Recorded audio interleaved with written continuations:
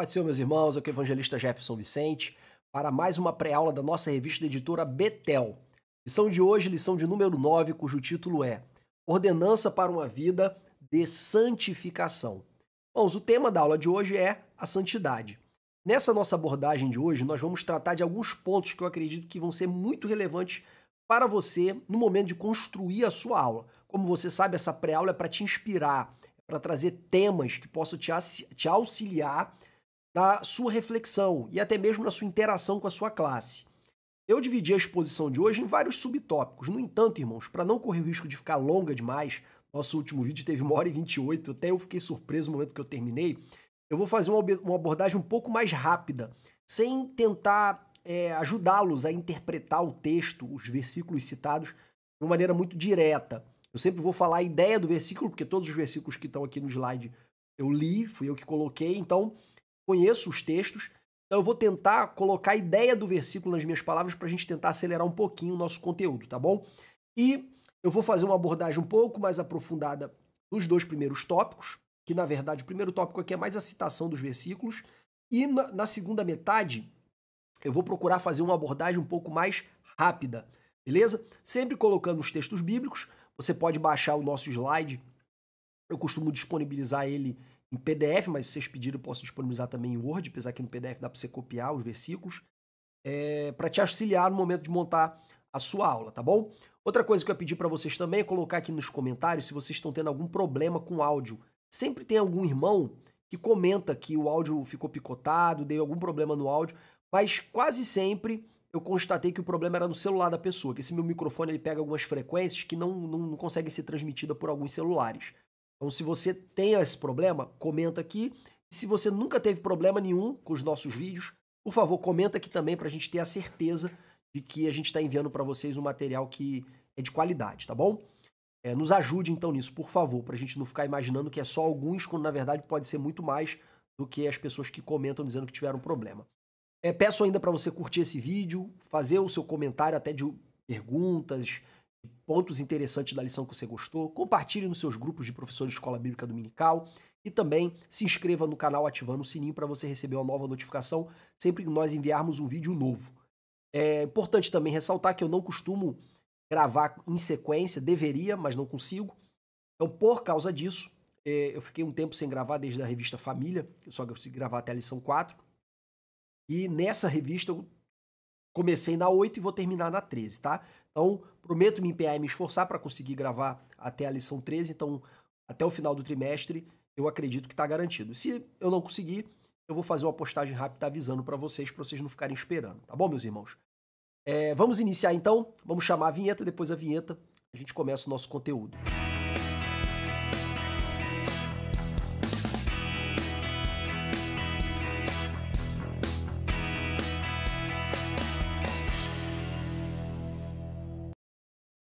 Vamos lá então, meus irmãos, vamos iniciar? Vamos começar com o nosso tópico 1 e eu fiz aqui um compilado de versículos sobre a santidade. Antes, porém, irmãos, de fazer esse compilado, vamos entender o que é santidade. Tanto a palavra grega quanto a hebraica, que a gente traduz com a palavra santidade, ela significa separado. Separado de quê? Separado do profano ou separado para Deus. Na verdade, não é ou não, ou é separado para Deus. Quer dizer, você retira algo da esfera do profano e dedica para Deus, e consagra para Deus. Então, para ficar bem claro esse entendimento, vamos entender essa palavra santo ou santidade dentro do contexto lá do Antigo Testamento. E em vários momentos, Deus dá ordem para Moisés santificar, por exemplo, santificar o tabernáculo, santificar o azeite, santificar os sacerdotes, santificar as vestimentas, santificar os utensílios do tabernáculo. Essa expressão aí, será santo, quer dizer, e será separado, ou seja, não será utilizado para nenhum outro fim secular. Será exclusivamente para o uso da obra de Deus. Então, santo nesse sentido é separado, separado do profano para ser dedicado ao sagrado, para ser dedicado a Deus. Porém, do ponto de vista moral, o santo é separado do pecado. Beleza? Então, esse termo aqui, profano, ele está no sentido genérico, que abrange o secular e o pecado. Bem? Então, separado do profano é separado do uso secular, o que é santo, o utensílio que é santo, ele só pode ser usado exclusivamente para Deus, e o que é santo no sentido moral, ele é distante do pecado. E é nesse sentido que Deus, ele é santo. Eu citei aqui 2 textos bíblicos, o mais famoso, Isaías capítulo 6, versículo 3.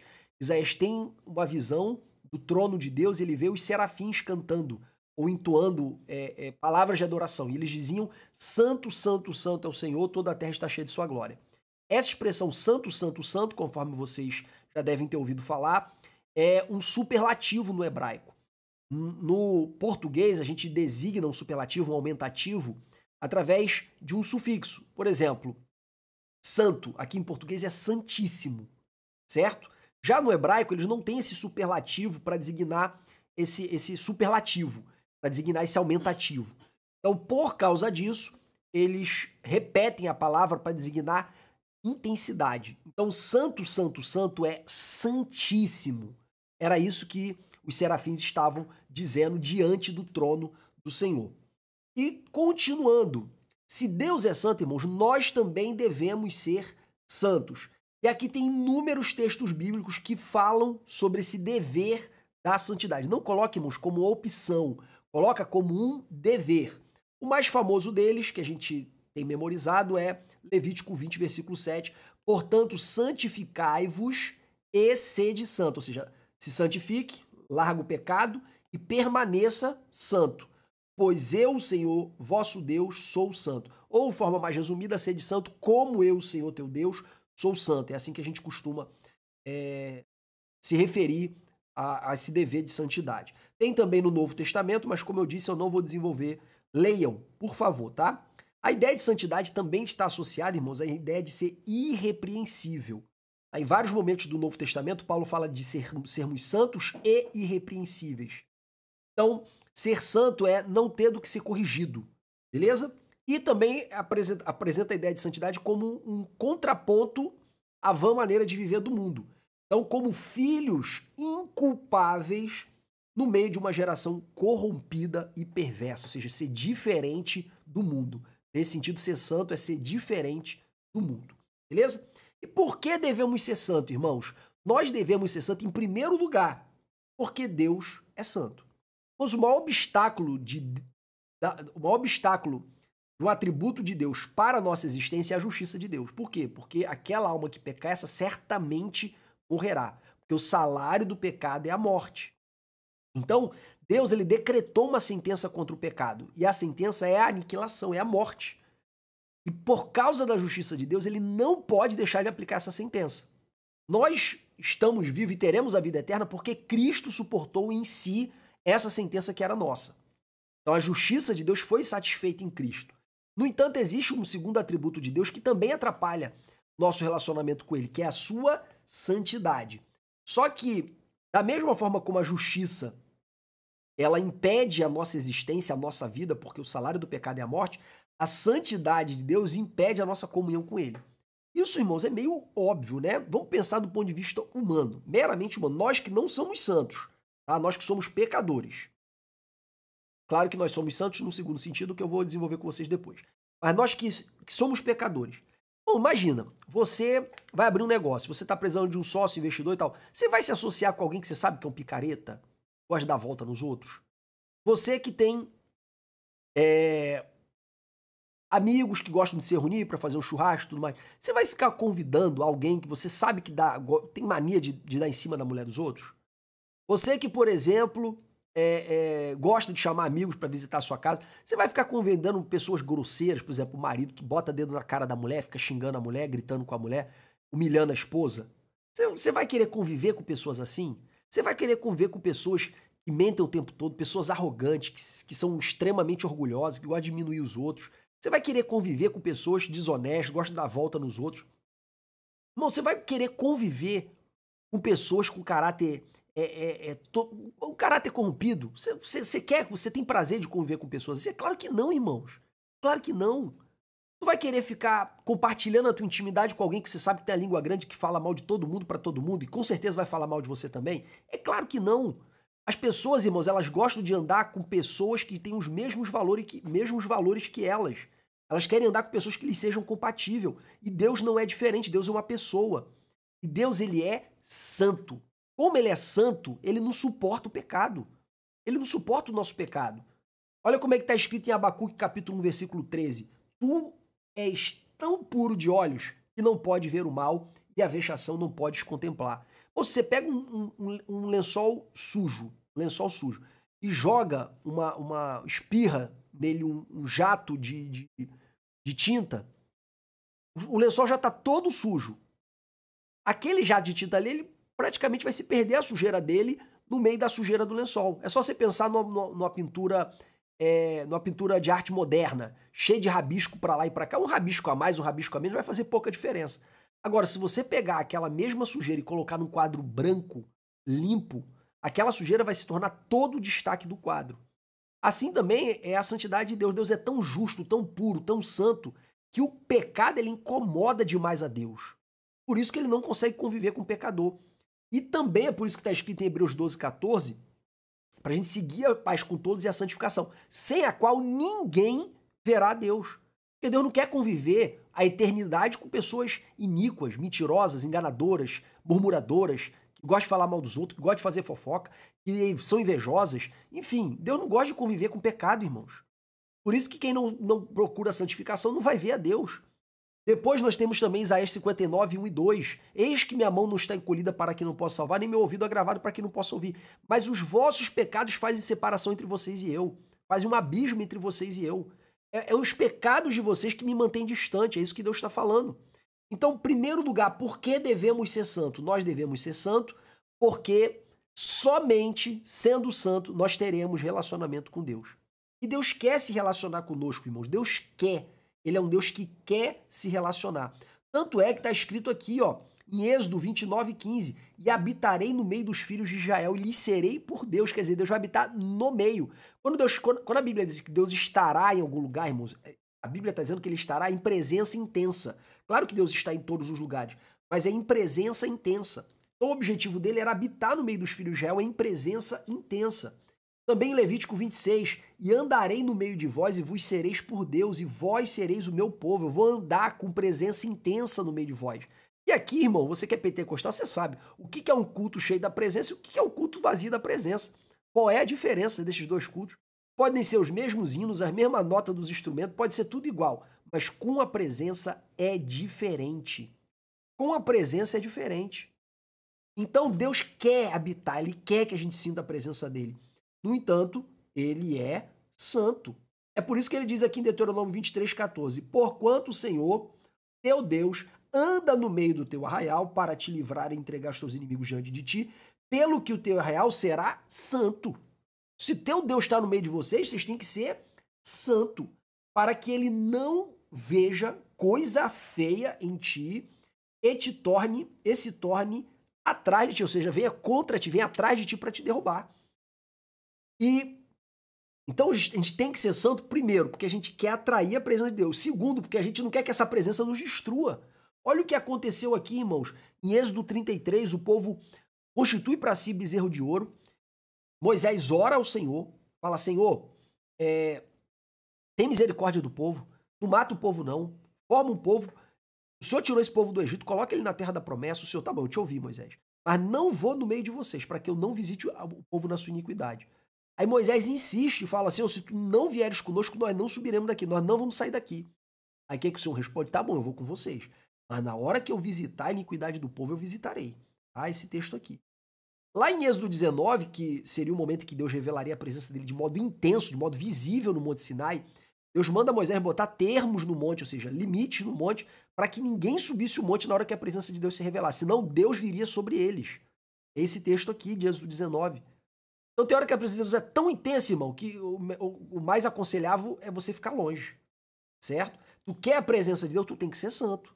Então você tem que ser santo para atraí-lo, e uma vez que ele chega, tu tem que ser santo para a presença dele não te consumir, porque é impossível a presença intensa de Deus chegar sem o seu juízo chegar junto. Olha o que aconteceu com Ananias e Safira. O que eles fizeram, irmãos, hoje em dia passaria batido. Mas naquela época a presença de Deus era tão intensa no meio da igreja que aquela mentira para o Espírito Santo foi suficiente para eles morrerem. Então, quanto mais intensa é a presença, mais intenso é o juízo.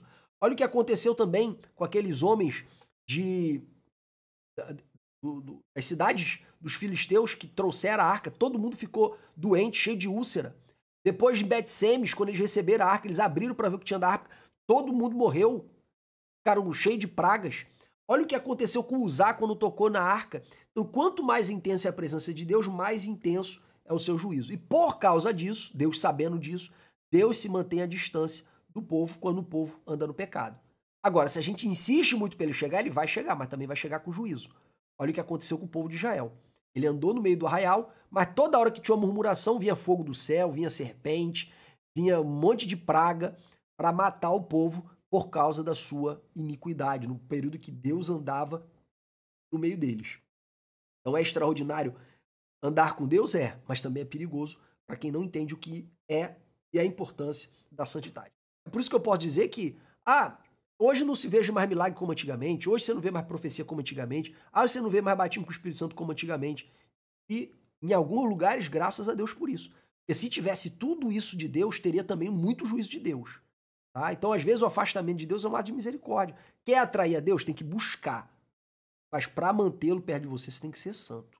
Tá? Segundo grande motivo pelo qual nós devemos ser santos, para recuperar a identidade perdida no Éden. Nós fomos feitos santos, nós fomos feitos à imagem e semelhança de Deus. Por causa do pecado, essa natureza nossa se distorceu. E aí Deus, que na verdade o plano eterno de Deus sempre foi restaurar a nossa identidade em Cristo. Esse é o plano eterno. No entanto, no Cronos, Deus teve que produzir uma solução posterior no Cronos, não no Kairos, no Cronos, para recuperar a identidade perdida no Éden. Qual foi essa solução? Jesus, a expressa imagem do Pai. Através de Jesus, imitando Jesus, a gente recupera a identidade perdida no Éden. Quando Cristo se manifestar, todo olho verá, seremos semelhantes a Ele. E isso que é corruptível vai se revestir de incorruptibilidade. Teremos uma natureza glorificada como a natureza de Jesus. Quem tem essa esperança se santifica hoje. É a frase que eu coloquei aqui. Torne-te hoje, na maior medida que puderes, o que um dia serás. Eu criei essa frase inspirado nesse texto de 1 João 3, 2 e 3. Amados, agora somos filhos de Deus. Mais ainda, aqui tá e ainda, mas eu acho que o mais aqui seria melhor. Mas ainda não é manifesto que haveremos de ser. Nós já somos filhos, mas ainda não somos na plenitude. Mas sabemos que quando ele, Jesus, se manifestar, seremos semelhantes a ele, teremos corpos glorificados, porque assim como o veremos. Aí ele continua, e qualquer que nele tenha essa esperança, purifica-se a si mesmo, como também ele é puro. Quer dizer, como eu sei que serei semelhante a ele em plenitude um dia, em perfeita santidade, incorruptível, eu já procuro ser hoje, na maior medida possível, o que tenho certeza que serei um dia. Outros temas, irmãos, estou falando de maneira acelerada, porque eu sei que eu vou alcançar mais pessoas com essas questões aqui se a gente fizer um vídeo um pouquinho menor. Em primeiro lugar, irmão, sobre a nossa santidade. Nós já somos santos em Jesus. Paulo escreve a sua carta para a igreja de Corinto, que era uma carta que a igreja está cheia de pecado, cheia de contenda, cheia de divisão. Mas olha como é que ele se refere à igreja. Paulo, chamado apóstolo de Jesus pela vontade de Deus, eu, irmão Sóstenes, olha a continuação. A igreja de Deus que está em Corinto. Aos santificados em Cristo. Essa expressão em Cristo, irmãos, ela aparece no Novo Testamento todo. Você vai ver, por exemplo, já estou crucificado com Cristo, junto com Cristo. Agora vivo não mais eu, mas Cristo vive em mim. Nenhuma condenação há para aqueles que estão em Cristo. Porque aquele que está em Cristo, nova criatura é, as coisas velhas já passaram, eis que tudo se fez novo. Então essa expressão em Cristo significa você estar em Cristo, tanto do ponto de vista do plano eterno de Deus, como do olhar de Deus para a nossa vida hoje. Quando Deus nos vê, ele vê a videira e os ramos. Quer dizer, ele vê tudo conectado. A santidade de Cristo é imputada a nós. Então, nesse sentido, olha o que Paulo diz. Aos santificados em Cristo, como nós estamos em Cristo, chamados santos. Então, em virtude da nossa posição em Cristo, aos olhos de Deus, nós já somos santos. Tudo bem? Agora, se nós estivermos em Cristo. Eu não posso desenvolver essa teoria aqui, mas você só está em Cristo se você estiver morto em Cristo também. Você não pode estar vivo em Cristo sem estar morto em Cristo, certo? Não posso desenvolver essa teologia da nossa posição em Cristo aqui, mas já te adianto. Só está vivo em Cristo, só não tem condenação em Cristo, só não está debaixo da lei igual a Cristo, quem também está morto em Cristo. E aqui o morto é uma decisão existencial de não viver mais para si. Ainda que falhe no percurso. O importante é a decisão e a resolução de permanecer nessa decisão. Tá? Então, quem está em Cristo já é santo aos olhos de Deus. Porém, existe a santificação da nossa posição em Cristo e existe a santificação na prática. Na nossa santificação na prática, nós também somos santificados por Cristo. Lá em Efésios capítulo 5, onde Paulo fala sobre o papel da mulher e o papel do marido, Paulo fala para o marido amar sua esposa como Cristo amou a igreja, dando a sua vida por ela, santificando-a, para santificar, purificando-a com a lavagem da água pela palavra. Então, Cristo, irmãos, ele nos purifica pela palavra. Como assim? Ele fala conosco através dos seus servos. Na hora da pregação, ele fala conosco no momento que nós estamos lendo a Bíblia. Ele fala conosco no momento que estamos ouvindo um louvor inspirado por ele. Ele fala conosco. E aí vem Paulo dizendo em Romanos capítulo 12, versículo 2, não vos conformeis com este mundo, mas transformai-vos pela renovação do vosso entendimento. Quer dizer, eu sou transformado na medida que a palavra, no momento que eu entro em contato com a palavra e eu mudo o meu entendimento. Pô, eu era assim, agora eu tenho que mudar. Eu era assado, agora eu tenho que mudar. A palavra me constrange a buscar a santidade. Então, Cristo, através da palavra, ele gera a minha santificação. E aí, qual é o objetivo de Cristo? Para apresentar a si mesmo igreja gloriosa, sem mácula, nem ruga, nem coisa semelhante, mas santa e irrepreensível. Ou seja, sem nada para corrigir. Esse é o objetivo de Jesus ao nos purificar, ao nos lavar continuamente pela sua palavra. Continuando, Hebreus capítulo 9, versículo 13, fala também que nós somos purificados, santificados pelo sangue de Jesus. Aqui, a santificação está no seguinte sentido, a gente chega para Jesus sujo, ele vem e nos lava com seu sangue. Pronto, estamos santificados. E através da palavra, ele nos transforma para a gente pecar cada vez menos até se tornar irrepreensíveis diante dele. Então, aqui ele nos santifica em relação ao passado, aqui ele nos santifica em relação ao futuro. Beleza? Continuando, nós temos outros textos também que falam que Cristo nos santifica. No entanto, eu quero focar aqui agora no nosso papel nessa santificação. E aí, irmãos, quando a gente fala de santificação como nosso papel, a gente está falando da santificação como processo. Como assim? Em Cristo eu já sou plenamente santo. Tá? Na minha posição em Cristo. Mas na prática, eu tanto sou santificado por Cristo num processo, como também eu próprio me santifico, como resposta à palavra que recebo de Cristo. E essa santificação ela não é plena, ela não é de uma vez por todas, ela é como a aurora. Ela vai se iluminando e iluminando até chegar a dia perfeito, conforme está lá em Provérbios. Então, ela funciona como Paulo disse, eu não alcancei o alvo ainda, mas prossigo para o alvo. Quer dizer, hoje eu estou mais longe do que eu estava ontem, e anteontem. A cada dia eu prossigo para o alvo. E como é que eu faço isso? Eu faço isso levando a minha cruz todos os dias. Como é que eu faço isso? Paulo fala lá para a igreja de Corinto, se não me engano, 1 Coríntios 10. Eu esmurro o meu corpo. Eu me sacrifico. Por quê? Porque eu não estou lutando socando no ar, eu quero vencer. Eu não estou correndo como quem corre aleatório, eu estou correndo porque eu quero chegar no pódio. Por isso que eu sujeito meu corpo, eu sujeito minha carne. Então, é um processo de mortificação constante, sabendo que toda vez que eu venço uma batalha, no dia seguinte eu vou estar mais forte para vencê-la novamente e também vou estar preparado para receber uma revelação nova de um pecado novo para enfrentá-lo também. Tá? Nesse processo, eu vou evoluindo, eu vou progredindo, prossigo para o alvo, prossigo.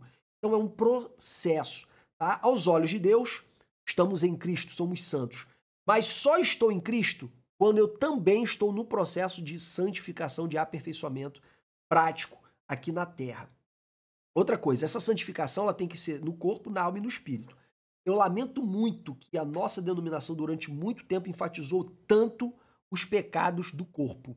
Falou tanto contra prostituição, falou tanto contra adultério, falou tanto contra vícios, bebedices, drogas, falou tanto contra esses pecados do corpo e deixou passar um pouco os pecados da alma e os pecados do espírito. Irmão, nós somos um que é formado por três, corpo, alma e espírito. Corpo físico, alma é a mente, a psique, e o espírito é a nossa natureza que se conecta com o mundo espiritual.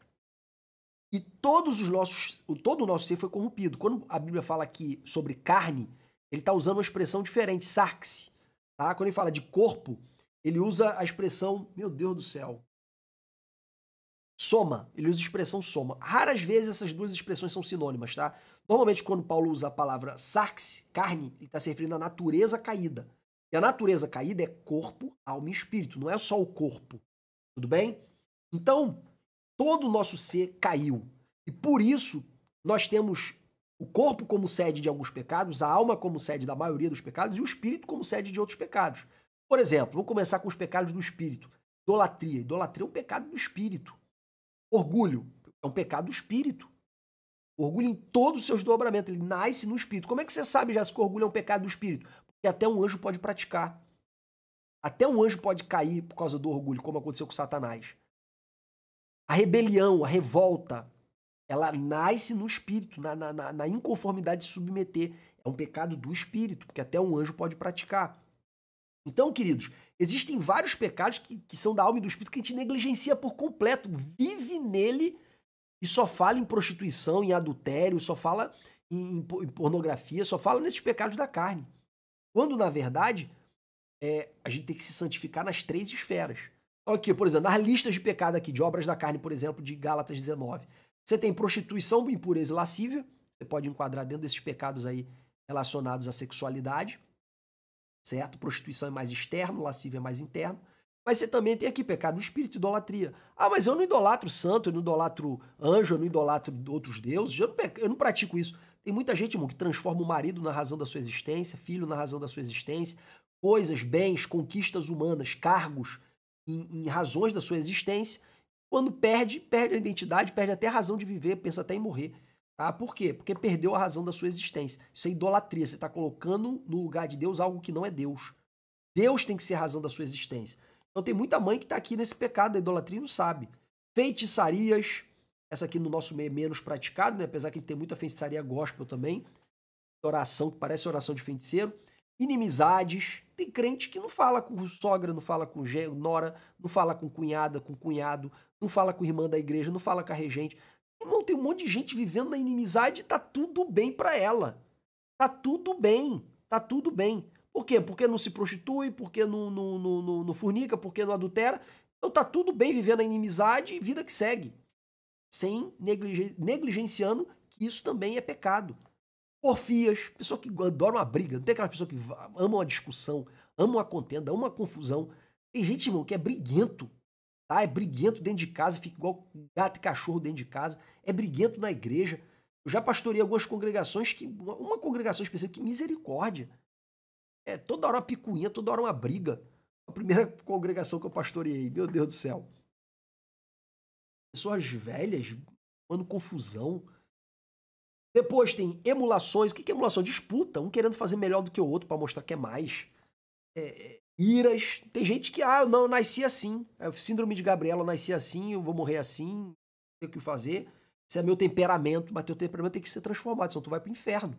Você tá conformado em viver no pecado. Certo? Pelejas, pessoa que vive brigando fisicamente, heresias. Isso aqui ocorre principalmente quando a pessoa não é submissa, né? Quer aprender com todo mundo, menos com o pastor, menos com os irmãos da sua denominação, da sua igreja. Inveja, pecado muito triste, muita gente tem, nem sabe. É a dificuldade de se alegrar com a alegria do outro. Ele vai falar pra gente se alegrar com os que se alegram. Quando a alegria do outro te incomoda é porque você é invejoso.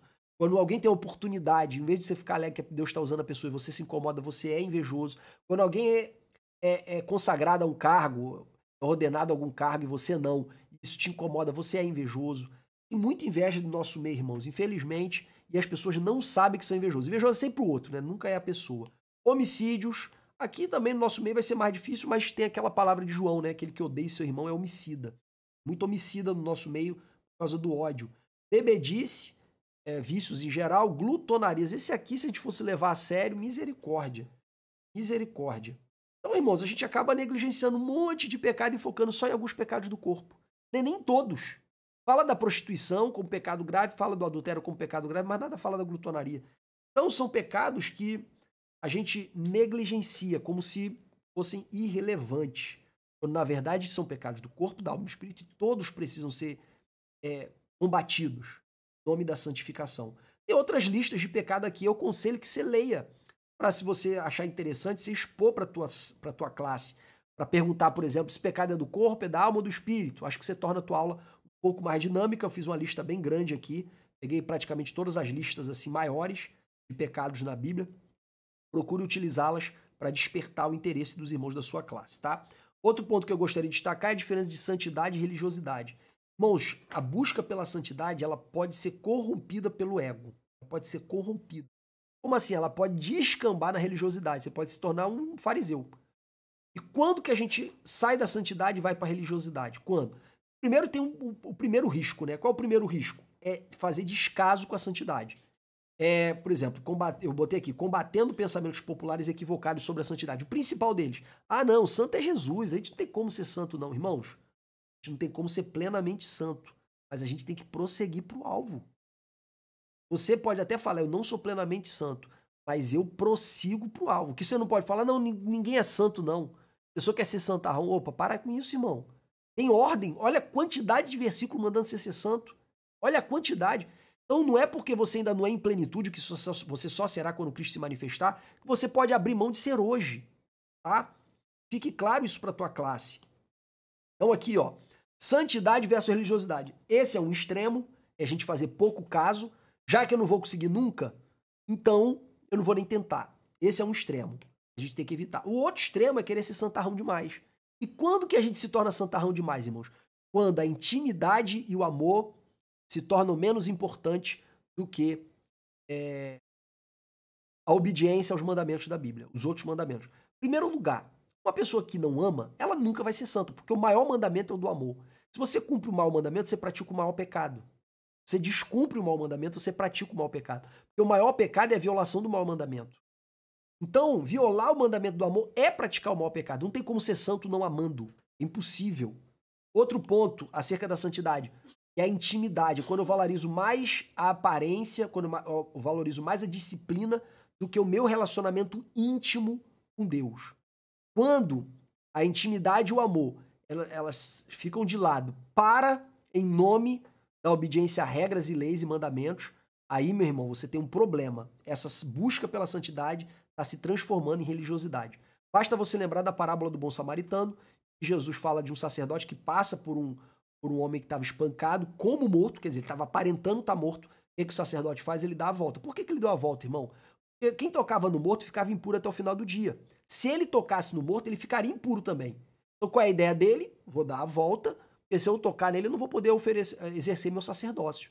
O levita, mesma coisa, deu a volta, porque se eu tocar no morto, eu vou ficar impuro, não vou poder exercer a minha atividade de levita. Então eles priorizaram a regra cerimonial em detrimento do mandamento do amor, sendo que o amor era o maior mandamento. Então a religiosidade faz a gente ter de cair num viés de desproporção entre importância de regras. Então as duas regras eram válidas, mas num conflito entre as duas prevalece o amor. Prevalece o amor. No momento que eles priorizam mais a santidade ritual do que o amor, eles estão incorrendo no oposto que Deus queria que eles fizessem. Então, toda vez que o amor e a intimidade com Deus, relacionamento com Deus íntimo, é colocado de lado em nome do cumprimento de regras, mandamentos de santidade, a gente está saindo da verdadeira santidade, que é de Cristo, e indo para a santidade da religiosidade, que é a santidade dos fariseus. Amém, meus queridos? Eu tentei ser bem rápido, bem breve com vocês hoje. Coloquei muitos textos, leiam os textos.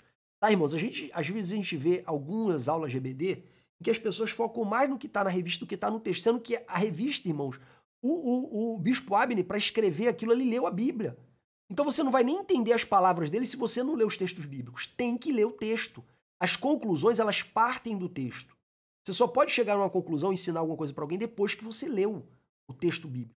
A gente não tem que ficar falando de nós mesmos, irmãos. Tem classe também que a pessoa fica contando testemunho, um monte de testemunho, às vezes alguns até que totalmente fora do contexto, porque não partem do texto. Então você tem que partir do texto.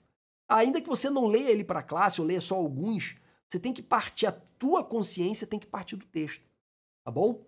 Então, a partir dessa leitura, eu tenho certeza que você vai ter uma aula maravilhosa. E depois utilize esses subtópicos aqui para você problematizar, do ponto de vista prático, da aplicação da palavra, os textos, para que os seus alunos saiam bem esclarecidos acerca do que é a santificação na teoria e na prática, sem incorrer em alguns equívocos que a gente vê muito algumas pessoas incorrendo, tá bom? Deus abençoe vocês, uma excelente aula e que Deus possa usá-los poderosamente em nome de Jesus.